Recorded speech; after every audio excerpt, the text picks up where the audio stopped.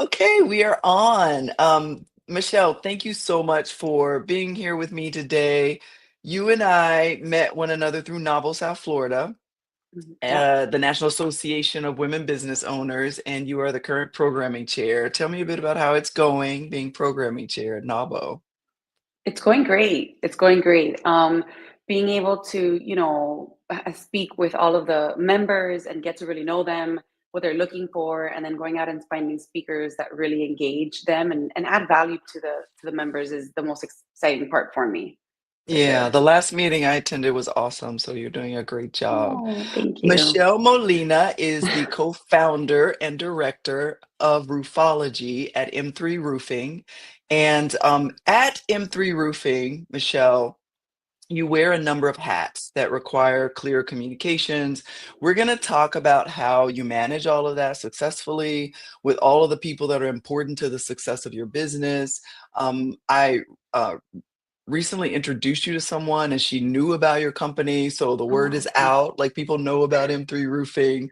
Leaders Talk Communications is all about highlighting how leaders manage communications at their business. I also talk to nonprofit leaders so that other leaders can learn from you, so that they can glean from your experience. And there's always something that leaders can learn from one another.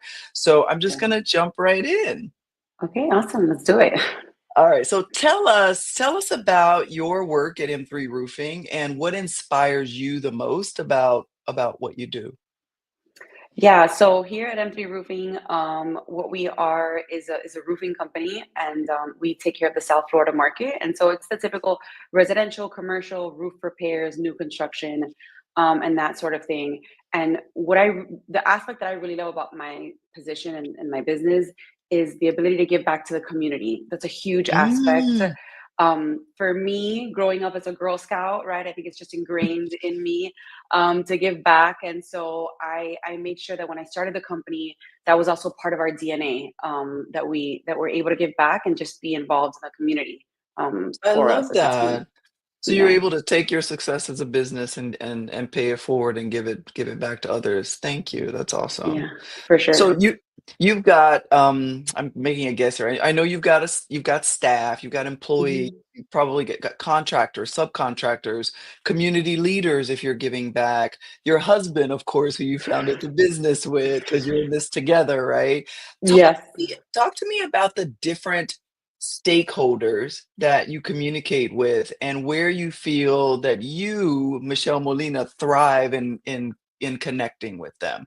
What is it about Michelle that makes it easier to connect and support and receive support from all the people who are important to the success of your business? Yeah, here at M3 Roofing, we do have our stakeholders, but we also have core values and the morals that we hold ourselves to and our team to. And a lot of times, in teams, I've been part of different teams, with all the different jobs I've had before this, core values were like words on a wall, and you would read Hmm. them when you first got your job, or they would be in your intro packet. But for Xavier and myself, our core values are really the way we do things. Like the way we do the little Mm. things is how we do everything, when no one's watching. And Oh, so, that's important, right? That's when you know they're real, when you're doing it when no one's watching. exactly. And then I think I go back to, I was raised by the golden rule, you do unto others as you want done unto yourself. And so when I'm talking to each different group, whether it's my team, my subs, a client, or a relationship I'm trying to manage, I go back to that. I go back to Yeah. how is it that how is it that I want to be treated, and how am I going to treat this individual in front of me? And a lot of times, at least within construction, you almost fight like an uphill battle. It's construction Mm. as a whole is the most untrustworthy, sector of business. And then roofing and Really? specifically, oh yeah, roofing and specifically, according to the Better Business Bureau, is like the most untrusted service provider that you could ever Wow. contract as a homeowner. And so just understanding that that's the uphill battle that we're against really puts you in a position where I can how is it that the person I'm speaking to, that they can trust me, that I can Mm. exude that trust in that individual. And 99% of the time, once you have that trust within that individual, then it's an easier conversation, Yeah. to have. Talk to me a bit about how you establish that trust. Like, how is it, when you talk about core values, those core values have to be embedded into your Mhm. practices. You said you practice what you preach. They also have to be embedded into your systems, into the way that you're operating your business. And so, how is there like an operational piece that ensures that that you build that level of trust with customers? How do you create that trust? Yeah, so when we first started the company, what I created was a tone of voice guide. So I sat down with an Ah. editor. Yeah, I sat down with an editor, a writer, and we did this like a 4-hour brainstorming session. Where did I come from? How do we do things as as an individual, as a team?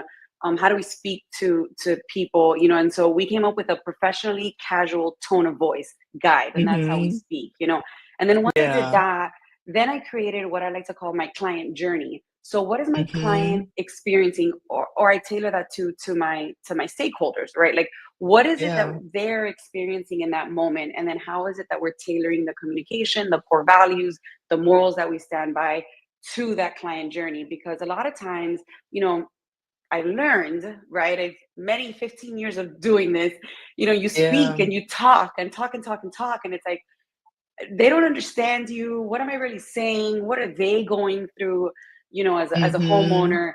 And so, in understanding that, then we're able to really tailor our communication to make sure that they understand what we're saying. I specifically talk a lot about homeowners because that's who we encounter. And Yeah. so if my homeowner's technical and they love the wind load calculation, like, oh, we can go down on that, like, Yeah. all that stuff. But if it's a client that Yeah. doesn't understand that, if you go in there with too much information, you're confusing them and they're like, what are you Yeah. talking about? And so it's really, it's to us, it's really important in understanding that person, where they're at, and then how they like to be communicated to. Yeah, I love that. Like you are tailoring your communication to your customers and you're in thinking about the journey, you're able to reverse engineer from that. Like what is it Right. that they're trying to achieve?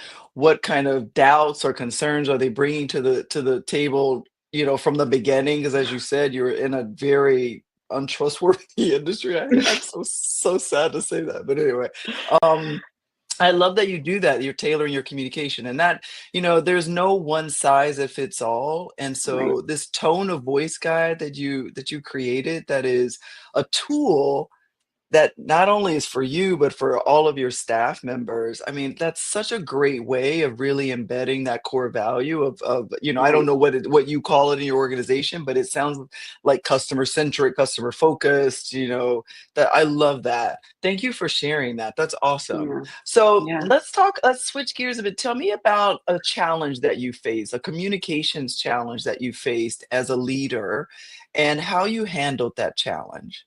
'Cause we all have that, right? For despite our best intentions, we all have Right. something that challenges us as a leader with communication. Yeah. Yeah. I mean, I feel like in my challenge to communicate as a leader, it's the trial and the error, right? Or it's the Mm, the digging deep in like what's inside and how is it that I would like it to come out.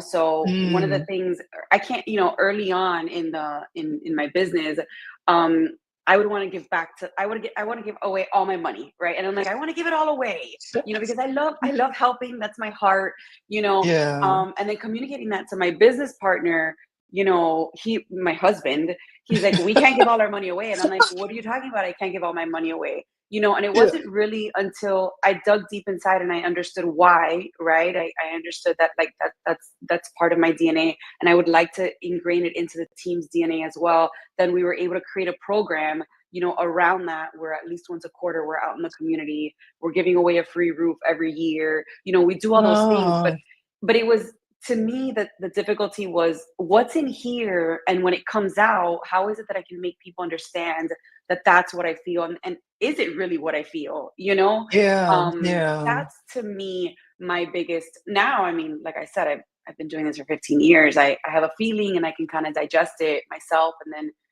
go back to my tone of voice guide, go back to my core values. Like I've got all this, you know um information that, or tools we've created for ourselves that I can pull from Yeah. and then easily put something together. But if you and I had this Yeah. conversation 10 years ago, I'd be like, I don't know, Yeah, what I'm yeah. trying to say. So Yeah, yeah. yeah. No, I was thinking when you were talking about wanting to give back, like a lot of companies have to be very intentional with their giving.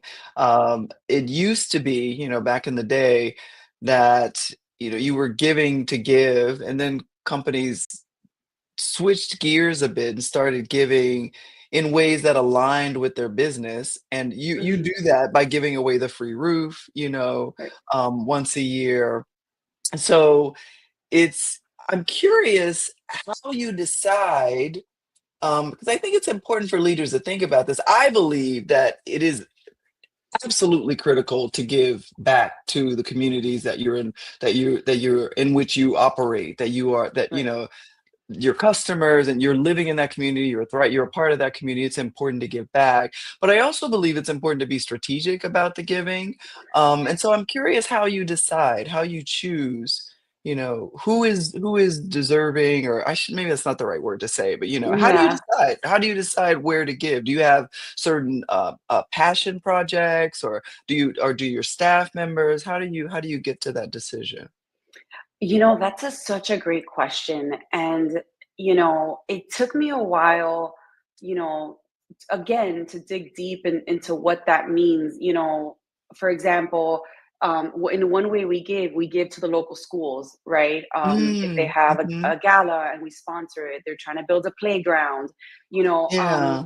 And the way I've aligned it to my business is that in the past I would have all these marketing dollars, right? And I'm like, well, I'm gonna do Google ads and I'm gonna do Facebook and all these things, right?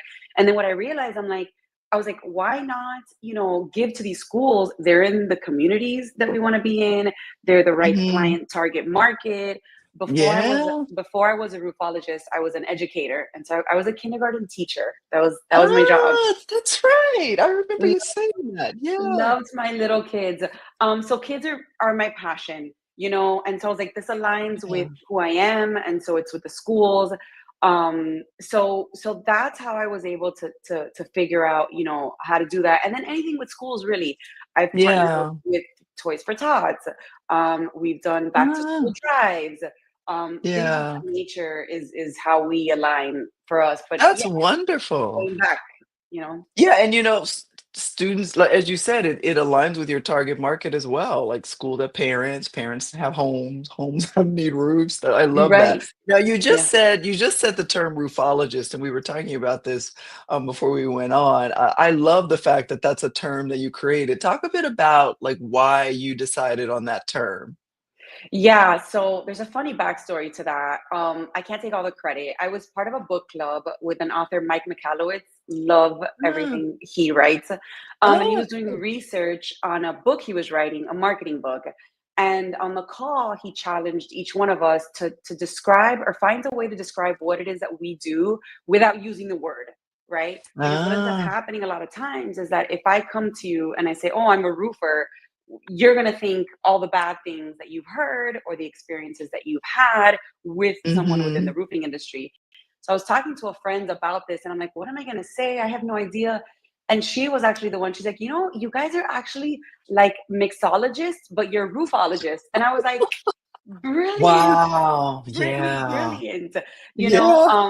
And so Go that's how we Brittany. just, yeah. I mean, I trademarked the term. We use it all over the place. And Yeah. really, what it allows me to do is that when people ask me, now everybody knows me, right, as a roofologist. But when someone says, "Oh, what do you do?" I'm like, "Well, I'm a roofologist," and they're like, what do you mean?" And I'm like, "Well, I'm an industry expert on all roofing systems." So again, those are the things that we Yeah. use that roll off the tongue and that my team uses. And then people are like, oh, I mean, now are they going to think back on all the terrible things that they might have experienced? Maybe. But for the second, I've changed the perspective enough for you to be like, oh, Yeah. you're different. Like something's different about Mm, this yeah. individual that I'm speaking with. And it I gets us excited. It's fun. It's exciting. Yeah, and it's so customer focused too, like Right. I'm a roofologist, ologist, like someone helping you do something, and that you're knowledgeable. That's what that all it says, all of that to me. Way more Yeah. than just I'm a roofer. So well done. That's Yeah. awesome. Thank Okay. you. What's been the most successful vehicle or platform that you've used that has helped you communicate more effectively with your different stakeholders, with the people who are important to your business? Um, The most important tool, we just recently implemented email newsletters. Mhm, People mhm. love them. You know, I Yeah, feel that with a company, I've read a lot of statistics, and I'm sure you know, like 70% of whoever's watching you are like lurkers, right? Like they won't ever really engage, but they're watching your every single yeah, move, you know, what you're doing. And so to us, it's given us another perspective to deal, you know, to communicate with past clients, with clients that didn't necessarily choose us, or that visit my website but never really engage with us. So we've had a yeah. lot of success with that recently. That's awesome. So you've been using email marketing. Love it. Yeah. Yeah. Okay, my last question. If you could wave a magic wand, what would you want the world to understand most deeply about you as Michelle Molina or about M3 Roofing? You can choose. Ooh, that's a good one. I would want the world to know just the passion that there is, I guess, for myself, like just the passion to do better. You know, one of our core values of the team, I'm actually looking at it on the wall, is, spirit of excellence. Mhm, It's something mhm. I feel like we should all live by. Yeah, A lot of times when a homeowner comes to us and we can't help them, for whatever reason that it may be, I at least try to point them in the direction that they should be headed in. And to me, like, that's yeah, the good in the world in that moment. I can't mm, help you, but you should try these avenues. So that yeah. spirit of excellence is really important, to me, for myself and my team, my kids, for everybody. Yeah, that's one of my core values too, both personally and Oh, professionally. Yeah, yeah, I think whatever we do, we should always strive to do it with excellence. It doesn't mean yeah, perfection, but it means you do your very, very best. Thank yeah. you so much for your time, Michelle. I really appreciate it. This has been awesome. Thank I you. appreciate you meeting with me. So thanks so much. Thank you.